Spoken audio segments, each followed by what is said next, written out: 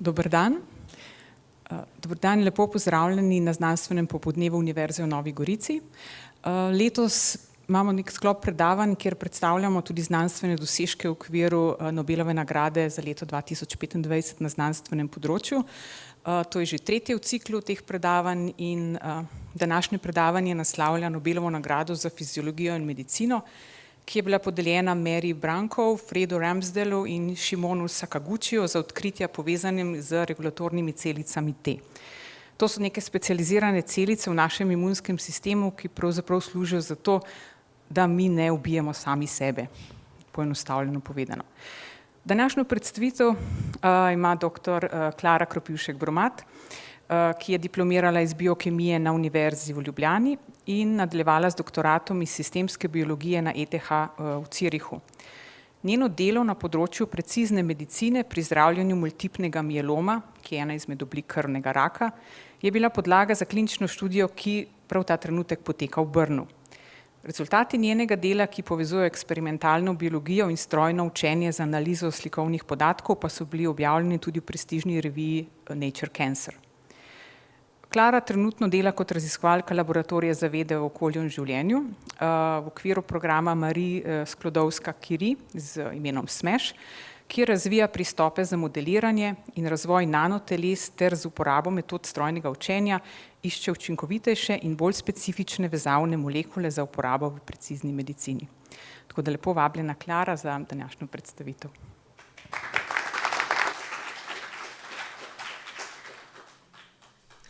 Dober dan in dobrodošli. Hvala za to uvodno predstavitev. Sem zelo vesela, da je tolikšno zanimanje za to temo, ki se bomo lotili in mislim, da je ena izmed lepših zgodb novejše sodobne medicine, kako so v bistvu znanstveniki prišli do odkritja regulatornih T-celic. Torej, danes vas bom popeljala skozi temo varnostnih čuvajev našega telesa. Vaš imunski sistem je v bistvu izjemno učinkovit. Ubije bakterije, viruse, celo rakave celice. Rakave celice, ampak zakaj potem ne napade vaših lastnih celic, naprimer srčnih celic, kožo, pankreatične celice, in zakaj pri nekaterih ljudeh ta sistem v bistvu obupa. To so vprašanja, ki so imunologe zaposlovala več desetletij in v bistvu je prišlo tudi do vprašanja, kako bi bilo, če bi te bolezni lahko ne le zdravili, ampak tudi ozdravili.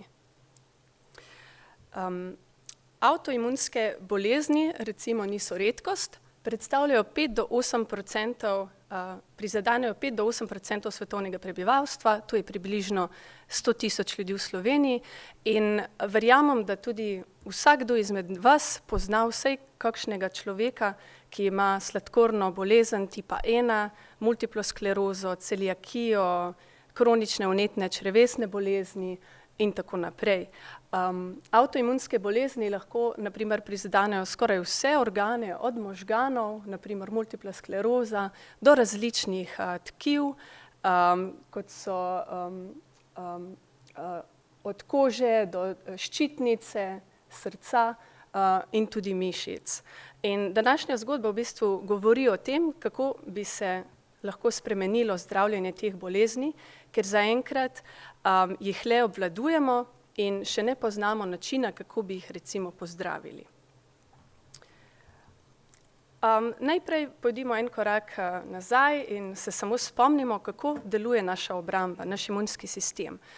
Imunski sistem ni samo en organ, ni samo ena celica, je mreža celic, tkiv in organov, ki sodelujejo skupaj, da nas zaščitijo pred napadi.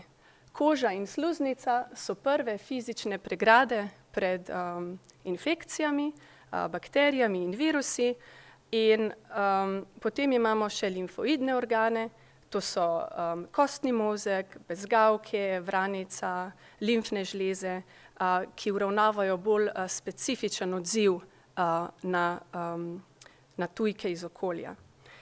In tukaj imamo primer preriza mukozne membrane, recimo vidimo da imamo v epiteliju celice, ki predstavljajo bariero z zunanjostjo, in imamo tudi mukozne celice, recimo v nosu, ki proizvajajo mukus in nas ščitijo kot prvi sloj proti bakterijam in virusom. Potem znotraj pa imamo še druge limfocite in celice, ki so bolj specifične in se bolj specifično odzivajo na napade.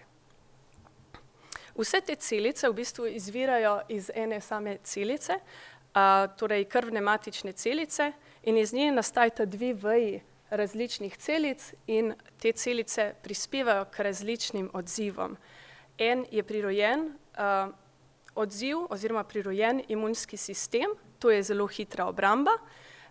Sem spadajo makrofagi, monociti, dendritične celice, nevtrofilci. Makrofagi so tako rekoč čistilci, požrejo tujke, nevtrofilci so prvi na mestu nesreče, recimo odprta rana, in dendritične celice prikazujejo tujke drugim celicam imunskega sistema, da vejo, kako ukrepati dalje. Potem pa imamo še pridobljeni imunski sistem, to je pa bolj natančna, precizna obramba in traja tudi dlje časa, da se vzpostavi. Ni takoj na mestu, mogoče traja nekaj ur, tudi več tednov, mesecev, in če gre za B celice, ki proizvajajo proti telesa, je ta obramba lahko tudi doživljenjska. Potem imamo še naravne celice objavke, ki uničujejo okužene celice, in te celice, ki dajo tudi neposredno obrambo, in te bodo danes v središču tega predavanja kot regulatorne T celice kasneje. Torej, kako T celica sploh ve, kaj je virus in kako ga prepozna in kako ga eliminira. Virus, ki napade celico, se prebije znotraj celice in potem ta celica delčke virusa predstavi na svoji površini. V okolici se nahajajo vedno te celice, ki jih vidimo tukaj v modri barvi, in vsaka ima pri sebi na svoji površini beljakovinski receptor, in ti receptorji prepoznajo različne molekule, delujejo po principu ključ-ključavnica, mora biti zelo, zelo natančno prileganje. In ko te celica prepozna, celico na okuženi celici sproži alert, torej alarm, sprošča molekule, obvešča druge te celice, naj pridejo in uničijo to celico, ker predstavlja nevarnost. Ampak problem je, da naše telo proizvede milijone različnih T celic in vsaka prepozna drug vzorec kot ključ-ključavnica in nekatere te celice lahko prepoznajo naše lastne beljakovine, ki jih imamo mi na svojih celicah. In prva obramba v bistvu predstavlja timus oziroma prižaljc, in tam se v bistvu uniči najnevarnejše te celice, tiste, ki so sposobne prepoznati naše proteine, naše beljakovine. V prižaljcu imamo celice timusa in ta celica v bistvu na svoji površini predstavlja delčke molekul lastnega telesa.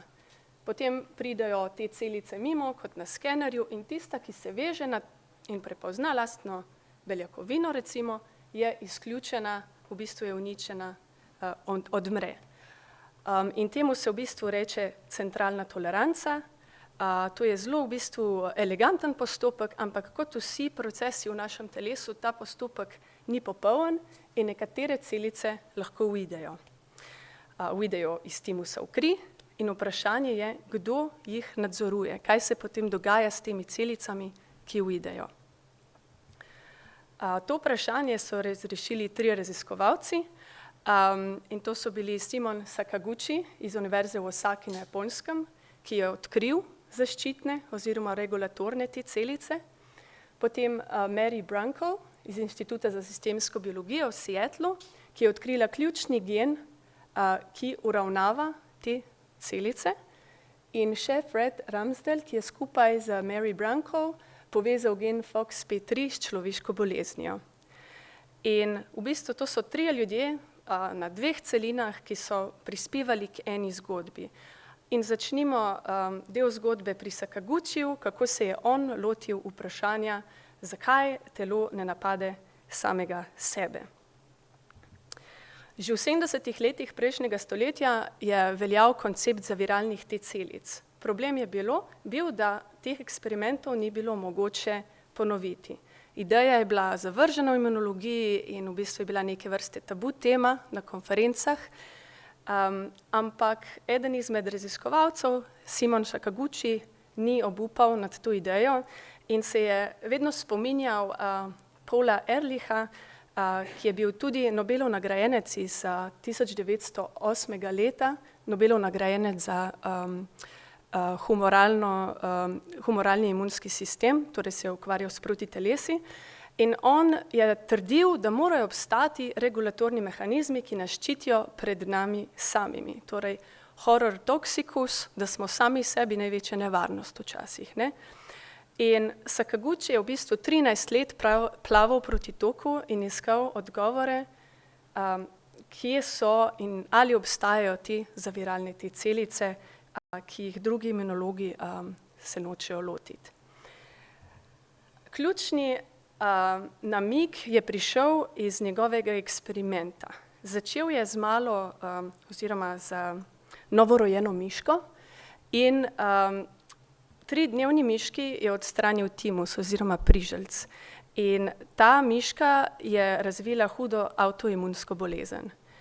Potem je isto naredil 7-dnevno miško in tej miški se ni nič zgodilo. Če je timus priželjc odstranil odrasli miški, se tudi ni nič zgodilo.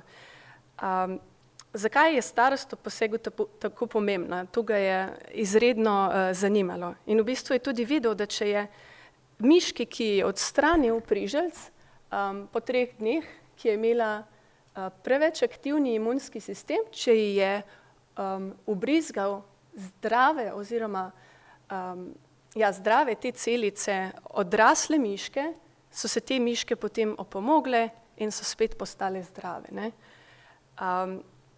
V bistvu je Sakaguchi uvidel, da napadalne celice obstajajo že na začetku, že ob rojstvu, zaščitne pa šele 3. dan. V bistvu potrebujejo čas, da se razvijajo in da dozorijo v telesu.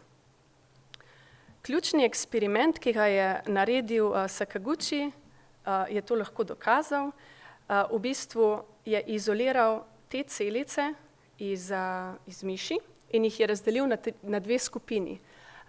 Celice, ki imajo beljakovinski receptor CD4, to je recimo univerzalni marker za te celice, in na celice, ki imajo poleg beljakovine CD4 na površini izražen tudi CD25.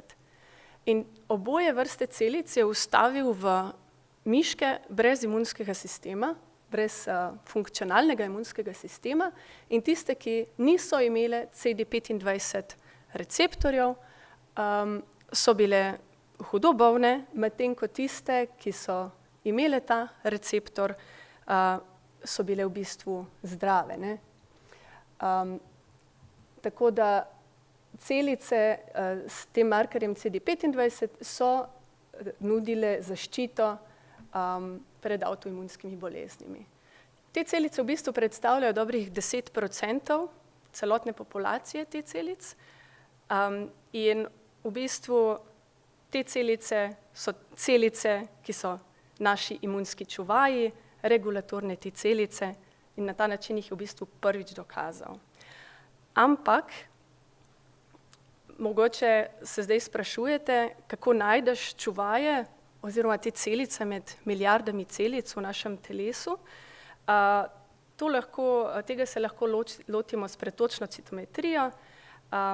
To je naprava, ki se poslužuje laserja, da detektira celice, ki tečejo ena za drugo skozi laser. Jo vidimo tukaj na sliki. In kaj se dogaja, mi v bistvu lahko pošljemo približno 10.000 celic na sekundo skozi pretok in vsaka dobi neke vrste osebno izkaznico, ker vsaka celica je pobarvana s fluorescenčnim barvilom, ki razkriva, kaj se skriva na površini neke celice. In in tako lahko z računalnikom milisekundi določimo, katera celica je regulatorna, katera je čuvaj in katera ni. In to je neke vrste kot ultrahitra varnostna kontrola na letališču, kjer v bistvu vsakdo dobi identiteto. In na ta način lahko mi v laboratoriju in tudi recimo Sakaguchi sortiramo celice in določamo, katere so bolne, katere imajo določene markerje in katere ne. Problem je bil, da je Simon Sakaguchi to objavil in temu ni nihče verjel. Članek je bil objavljen v prestižni reviji Journal of Immunology, ampak vsi so rekli, CD25 je aktivacijska molekula, ki jo najdemo na aktiviranih T celicah, ki napadajo rakave celice in tako naprej. Niso posebne celice, zato mu niso verjeli, že spet. In Sakaguchi je mogel vztrajati še dobrih 8 let na genetski dokaz, ki je v bistvu prišel z drugega konca sveta. In zgodba se v bistvu premakne v Ameriko, v Oak Ridge v Tennesseeju, leto 1949, to je bil čas Manhattan projekta. Kot verjetno veste, oziroma znano iz zgodovine, je v Oak Ridge National Laboratorijih potekalo bogatenje urana, so delali komponente za atomsko bombo. In 1949 je bilo ravno kmalu po, ko so se kazali grozni učinki atomske bombe in so dele tega laboratorija pretvorili v laboratorij za preučevanje učinkov sevanja. In v teh laboratorijih je nastala v bistvu spontana mutacija, miška Scurfy. To so v bistvu samci, ki se razvijajo zelo luščečo kožo in so umrli v 3 do 4 tednih. Te miške, če si pogledate to sliko, zgoraj je zdrava miška, spodaj je miška Scurfy, ki ima neko mutacijo, in vidimo lahko, da ima zelo ukrivljen rep, kožo na ušesu in na repu ima v bistvu krvavljeno, grozno vneto, probleme ima tudi s sklepi in otekline v notranjih organih v bistvu. In dobrih 50 let ni znal nihče razložiti, kaj povzroča to Scurfy, kaj povzroča to bolezen, Scurfy miško. In bil je še en zanimiv paradoks, da če so tej miški odstranili timus, torej priželjc, se je bolezen izboljšala. Torej problem niso bile neke vrste manjkajoče celice, ampak nenadzorovane celice, torej problematične celice. In timus jih proizvaja in brez nadzora te celice lahko napadajo vse drugo. Tu stopita v sliko Mary Branko in Fred Ramsdell, ki sta se lotila iskanja gena za Scurfy miško v Seattlu leta 1994. Delala sta v podjetju Darwin Molecular in to podjetje je razvijalo zdravila proti revmatidnemu artritisu. In ugotovila sta, da če bi poznala mutacijo pri miški Scurfy, da bi lahko razumela mogoče, kako bolje zdraviti revmatidni artritis. Te miši so bile v bistvu v čistilčevem skladišču, s katerimi so delali, torej niso imeli glamuroznih pogojev, iskali pa so to gensko mutacijo na kromosomu X, ki v bistvu vsebuje dobrih 150 milijonov baznih parov. Na koncu sta se lotila pozicijskega kloniranja, metodično sta iskala gene za genom in sta zbrala 20 kandidatnih genov, ki verjetno prispevajo k mutaciji, ki prispeva k Scurfy bolezni, k teh Scurfy miški. Torej, od teh genov, ki sta jih izbrala iz kromosoma X, sta jih pregledala 19 in nobeden ni imel mutacije.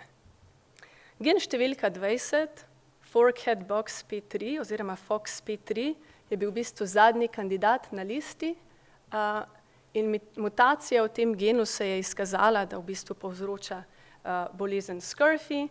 Dokaz je bil, da so vstavili gen FOXP3 v bolno miško Scurvy in ta miška je preživela in se je lahko pozdravila. To delo so objavili že leta 2001 v Nature Genetics in Brankov je kot vedno skromna dejala, imela sem srečo, da sem imela predavanje ravno pred strokovnjakom za imunsko toleranco, torej je predavala pred Sakaguchijem in tako sta v bistvu dva neodvisna svetova in dva različna raziskovalca prišla skupaj, japonski imunolog in ameriški genetik sta se začela pogovarjati in iskala v bistvu isti odgovor z dveh različnih koncev. Zgodba se tu premakne od miši do ljudi. Ramsdell je vedel za redko bolezen pri otrocih, ki se imenuje IPEX sindrom. To je redka, huda bolezen pri dečkih in v prvih mesecih življenja ti otroci razvijajo hudo drisko, sladkorno bolezen, ekcem in še druge endokrine probleme imajo. Ugotovili so, da tako otroci z IPEX sindromom kot Scurvy miška imajo nizko raven Treg celic in veliko inflamatornih citokinov, to so inflamatorne molekule, ki povzročajo probleme v telesu. Brez zdravljenja je bolezen pogosto smrtna pri otrocih in do nedavnega, vsaj kolikor vem, se je to zdravilo samo s presaditvijo kostnega mozga. In Ramsdell je v bistvu ugotovil, da FOXP3 je mutiran tako pri Scurvy miški kot pri otrocih z IPEX sindromom. Torej, rešitev miškine skrivnosti oziroma bolezni pri teh miših je vodilo do razrešitve vzroka pri človeških boleznih.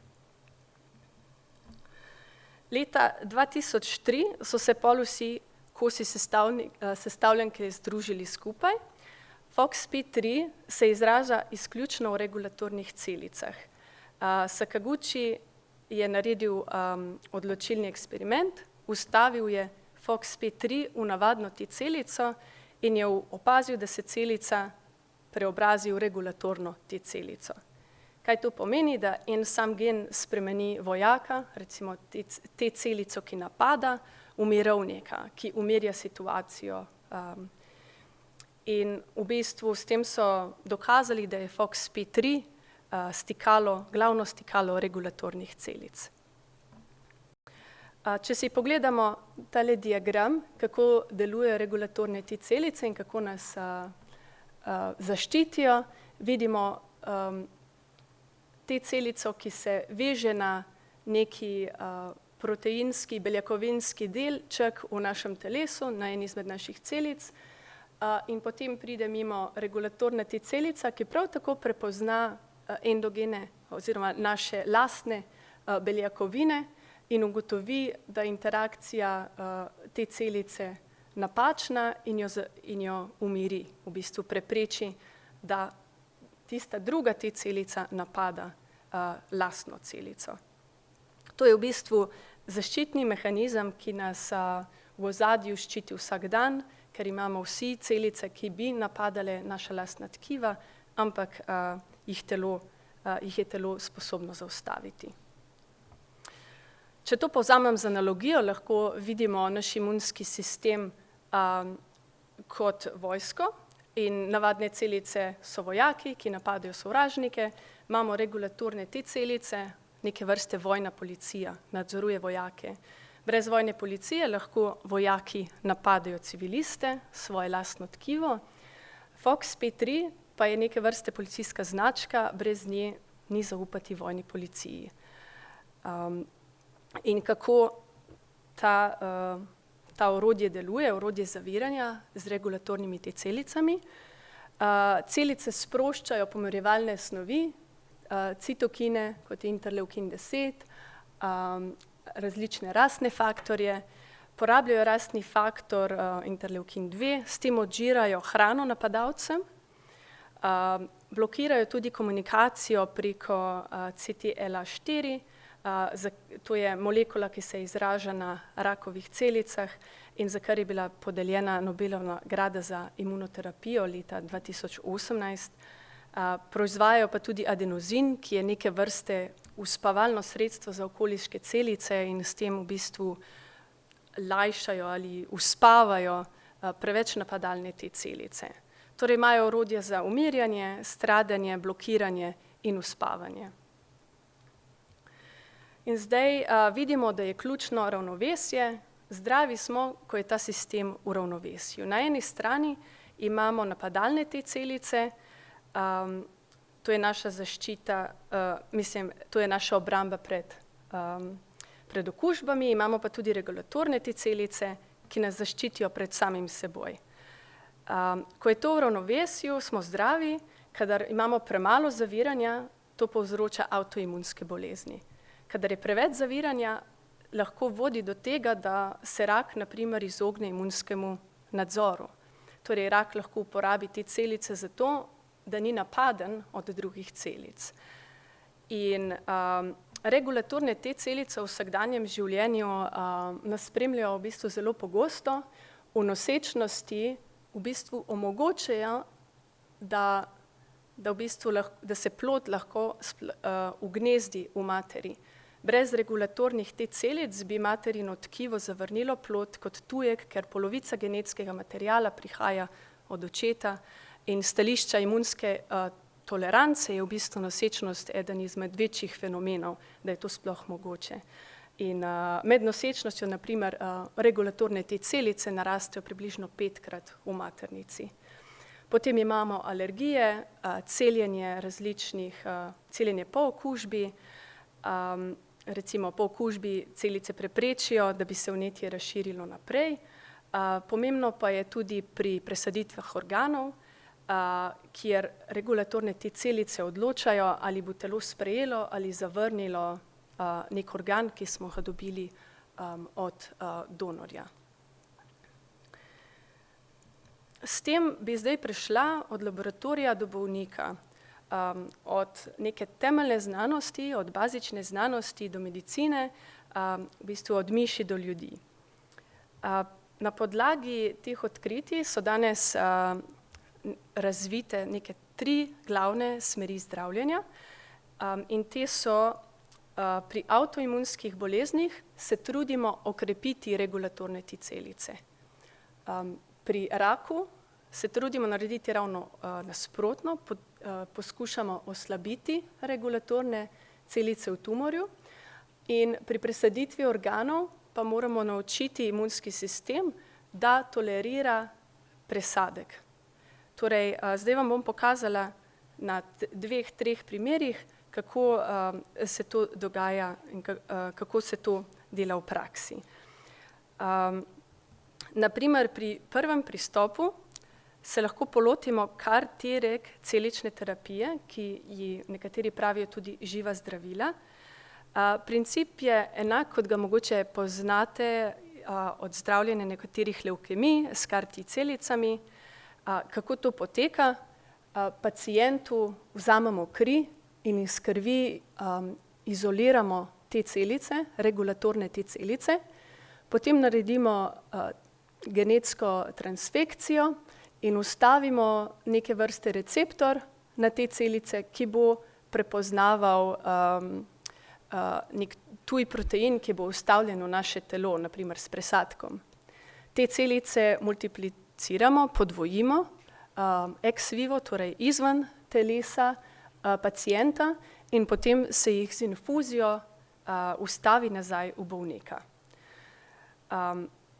Torej, to so živa zdravila, ki se sama razmnožujejo in so zmožna potem patrolirati po telesu in ga ščititi oziroma napadati, odvisno zakaj usposobimo te CAR-T celice. Imamo recimo že prve paciente in prve uspešne zgodbe. Primer je študija Steadfast, kjer so naredili presaditve ledvice. 8 pacientov so spremljali od leta 2022 do 2025 in postopek, ki so ga izvedli, je bil takšen.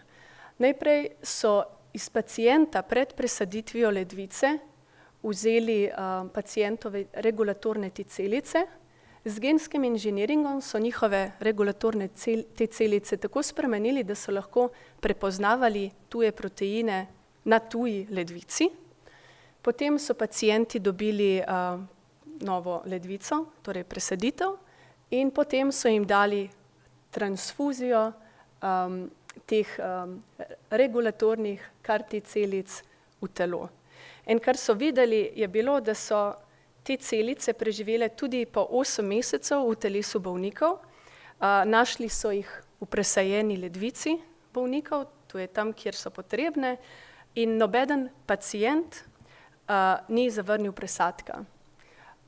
Res, da se to sliši, kot da je majhna številka 8, ampak nobeden ni zavrnil presadka. To je zelo velik korak naprej, zaradi tega, ker do sedaj se je presaditev organov vedno blažila s tem, da so bili pacienti doživljenjsko na imunosupresorjih, na kortikosteroidih, zaviralcih imunskega sistema, ki pa imajo učinek na celoten sistem.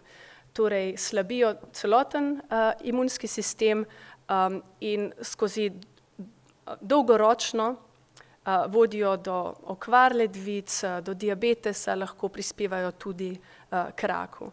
Torej je to ena majhna uspešna zgodba, ki je v bistvu za celo znanost velik uspeh in obljuba za druge bolezni. Prav tako obstaja še ena navdušujoča študija, ki so jo podobno izvedli v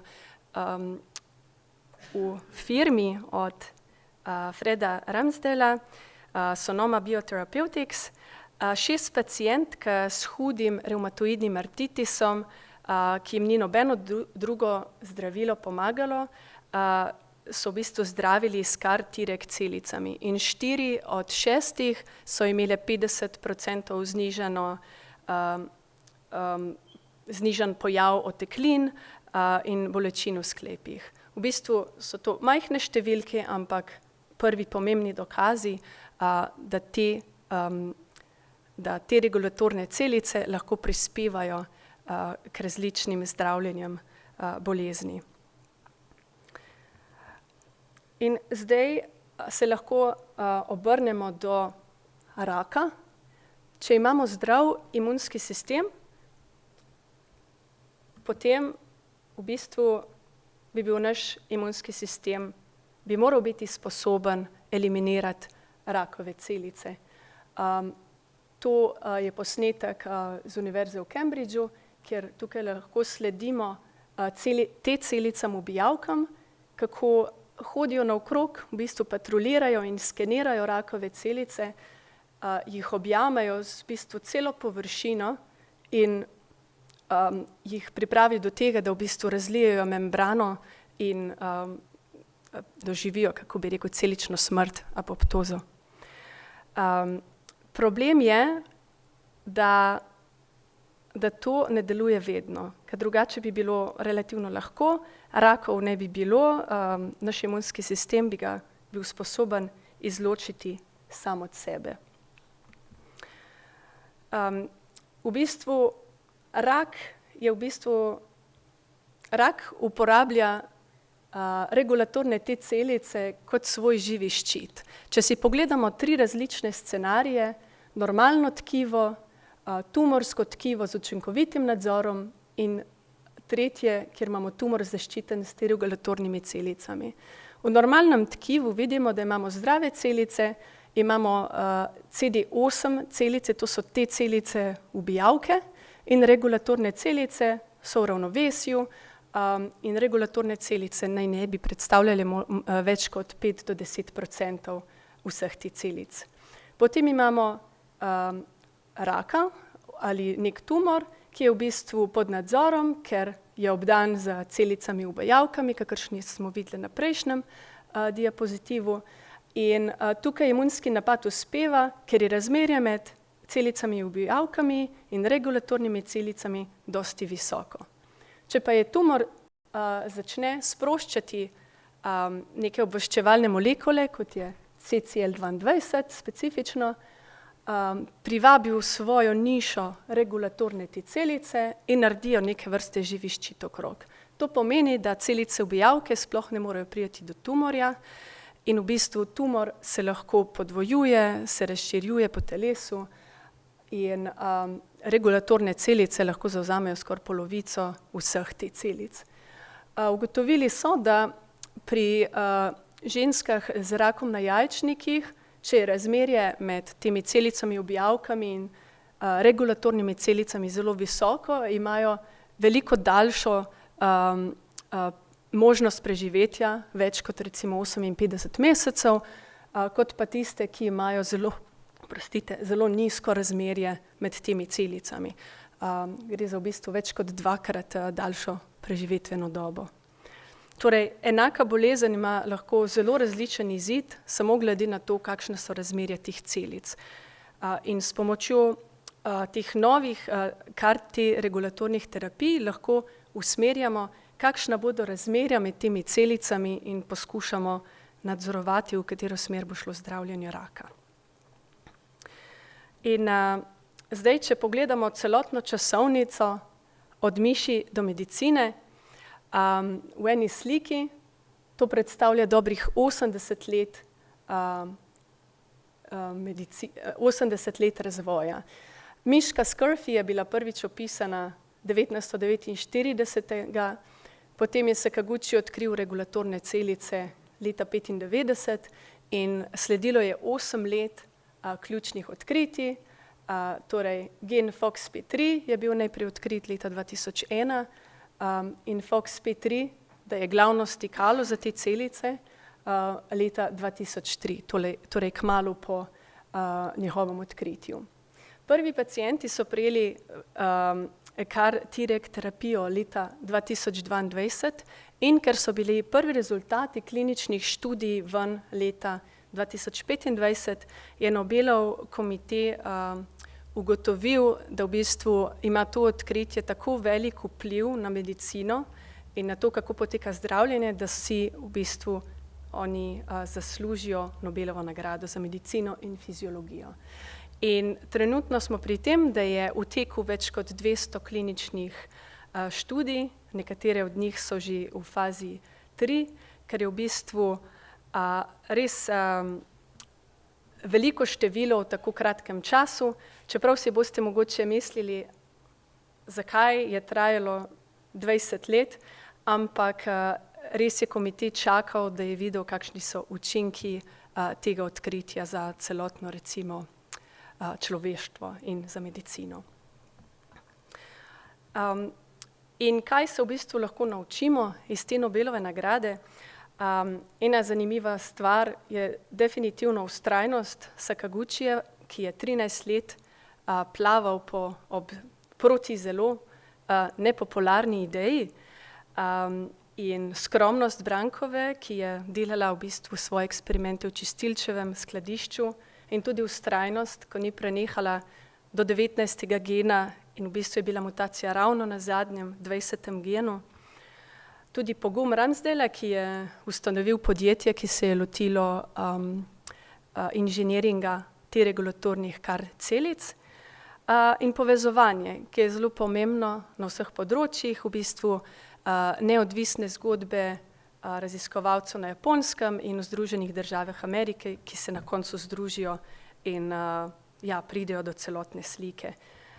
Pa tudi humor. Ramsdell je v bistvu Nobelovemu muzeju doniral svoje pohodne čevlje, ker v času, ko so ga hoteli poklicati,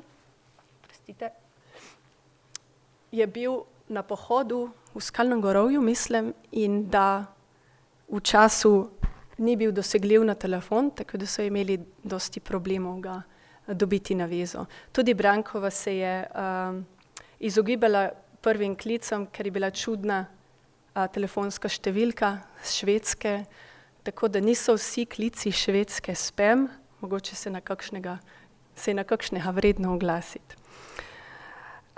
In s tem lahko zaključim, da imamo 3 ključna odkritja, eno Nobelovo nagrado, torej odkritje regulatornih T celic od Sakaguchija in potem Branko in Ramsdellova odkrijeta gen FOXP3 in Sakaguchi res pokaže, da te celice nadzorujejo regulatorne T celice.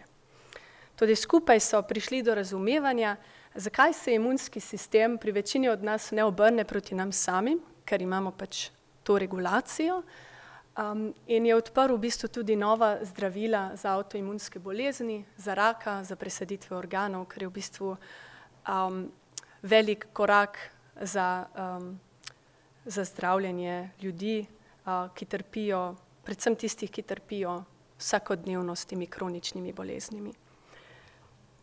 Naj zaključim s citatom Freda Ramsdella z Nobelovega predavanja. Ne želimo le zdraviti bolezni, želimo jo ozdraviti, tako da imunski sistem vrnemo v stanje, v kakršnem bi moralo biti. Torej, to je obljuba regulatornih T celic, ne zatirati imunskega sistema, ampak ga uravnotežiti. S tem se zahvaljujem za vašo pozornost in sem pripravljena sprejeti vprašanja, če so kakšno vprašanje.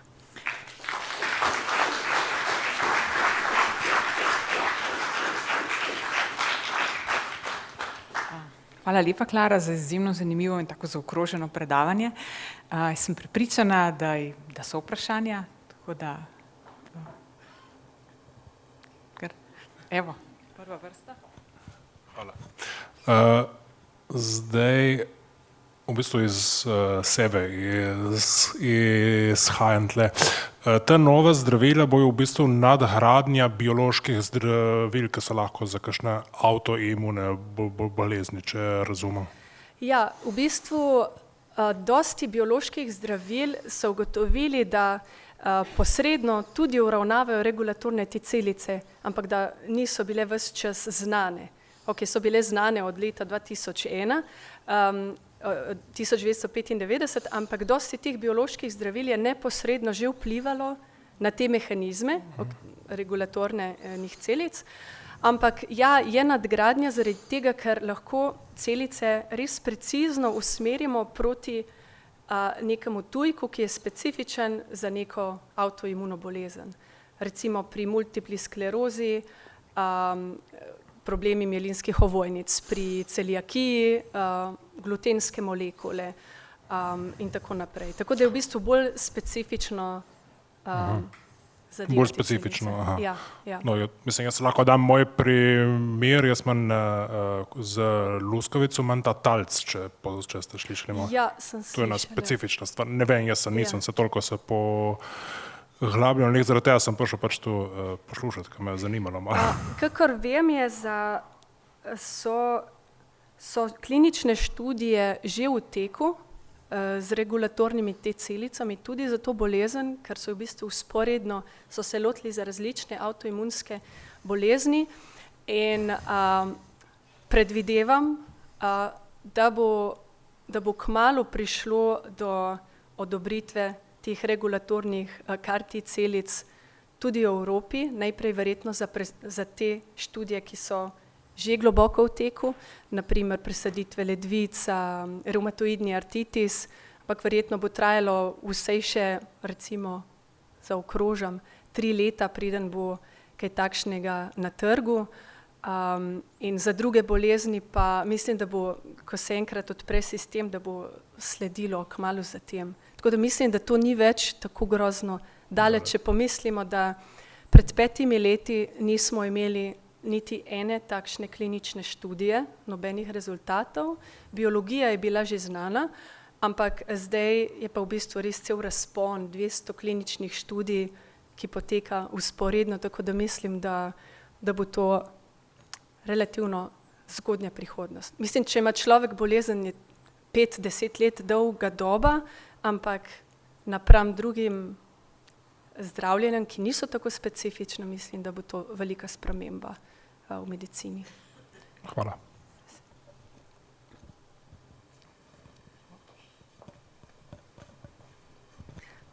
Hvala, zanimivo. Nekatere statistike, če imam prave podatke, kažejo, da so vse nekatere avtoimune bolezni bistveno pogostejše pri ženskah. Ja. Nič od tega, kar si povedala, ne razloži tega oziroma niti ne predvideva tega.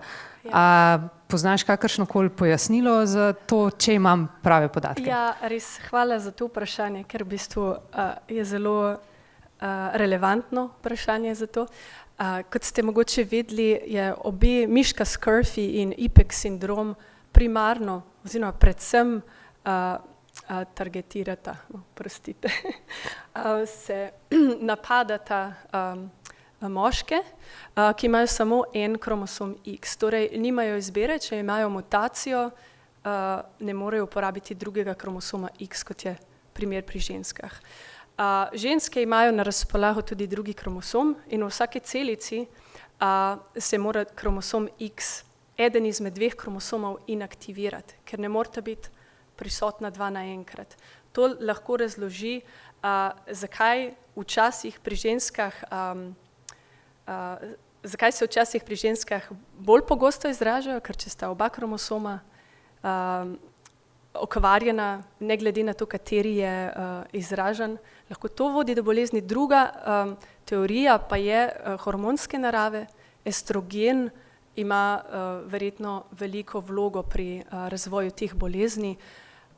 Sama, mislim, ni to točno moje področje, ne bi dobro vedela, ampak je pa znano, da je estrogen eden izmed glavnih vodilcev, ki prispeva do teh neravnovesij, k tem neravnovesjam. Ja. Mogoče še kakšno vprašanje?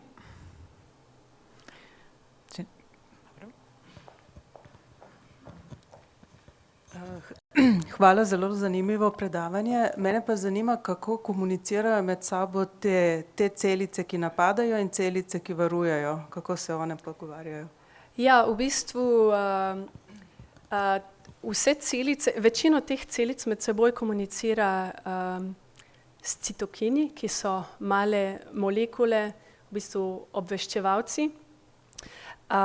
In kadar se molekula veže, recimo, da se celica napadalka veže na napačno celico, bo sproščala različne citokine, to so to interleukini, različni rastni hormoni, in regulatorna celica prepozna te molekule in jo to vodi do mesta, kjer je prišlo do napačnega napada. Se pravi, to je res regulirano s pomočjo takih malih mediatornih molekul, kot se reče. Tako se prepoznajo, ja. Dobro, mogoče, da vam dam še malo časa za razmislek. Jaz bi tudi komentirala to, navezala na prejšnjo vprašanje ženske in avtoimune bolezni. Po drugi strani so pa ženske tiste, ki so sposobne obdržati zarodek, ne? Sem hotela vprašati, potem dobiš pa ledvico, imaš pa problem, ne? Lahko verjetno ista ženska, ki je bila prvič razvila dobro imunotoleranco, ne razvije imunotolerance na tujo ledvico. A že mogoče vemo, kakšna je razlika, če bi verjetno vedeli točno, kako razvijemo toleranco na zarodek, bi verjetno lahko tudi pri transplantacijah kaj pomagali. Kakšno je tvoje videnje? Ja, zdaj tukaj grem res iz ugibanja, ker to ni moje specifično področje, ampak ugibam, da so, ker recimo, ko sem govorila o genu FOXP3, da če se izraža v teh celicah, je ta celica regulatorna, če se ne izraža, je neka druga te celica. In mislim, da je problem epigenetske narave, ker vse celice v bistvu nosijo ta gen, samo pri nekaterih se ne izraža. In te celice imajo utišano, torej ponavadi je ta področje metilirano, in mislim, da je tukaj, da morajo vplivati kakšni okoljski faktorji, ki vplivajo na okolje, bodisi v maternici ali v okolju nekega organa. In ta okolje se lahko zelo spremeni po porodu. Dosti žensk razvije avtoimunske bolezni po porodu, Hashingtonova bolezen, tudi tekom nosečnosti lahko pride do preeklampsije, ko je premalo regulatornih T celic, ko se sistem v bistvu nekaj, ne vejo še kaj, ampak vejo, da so verjetno okoljski faktorji vodijo do tega, da je sistem neuravnotežen. Zato imamo različne stopnje alergij, zato ljudje ne gredo kar, eni reagirajo grozno na alergije in na presaditve, eni samo deloma, ker imajo različne stopnje uravnavanja tega gena in izražanja teh regulatornih T celic. Upam, da to malo odgovori. Okay. Verjetno tudi kakšni hormoni, ne, ki so Ja, čisto spet drugačni pri skupaj s nosečnosti in tako naprej. hormoni in okoljski dejavniki so v vsakem primeru tema, ki je v biologiji zelo zanemarjena, je bila zelo zanemarjena res dolgo časa. Ogromno študij na ženskah se dejansko ni zgodilo, zaradi tega, ker so ženske težke za študirati, ne. Ravno zaradi tega, ker ti ženska lahko pokvari eksperiment, ženska miš recimo, ker ima hormonski cikel, ker bo to vplivalo na izid eksperimenta, je v bistvu biologija zelo veliko rezultatov se nanaša na moške miši, na moško populacijo. In zaradi tega v bistvu ogromno teh regulatornih dejavnikov, ki so hormoni, so eden izmed glavnih, je v bistvu ženska populacija premalo reprezentirana v biologiji nasplošno. Tako da to je ja. Hvala Moramo lepa. delati na tem prihodnosti. Hvala lepa še enkrat. Če še kakšno vprašanje, ga še sprejmemo. Če ne, se lahko pogovorimo tudi, pogovorite z predavateljico tudi kasneje med druženjem tam zadaj. Tako da hvala lepa, Klara, za res izjemno zanimivo predstavitev. Hvala.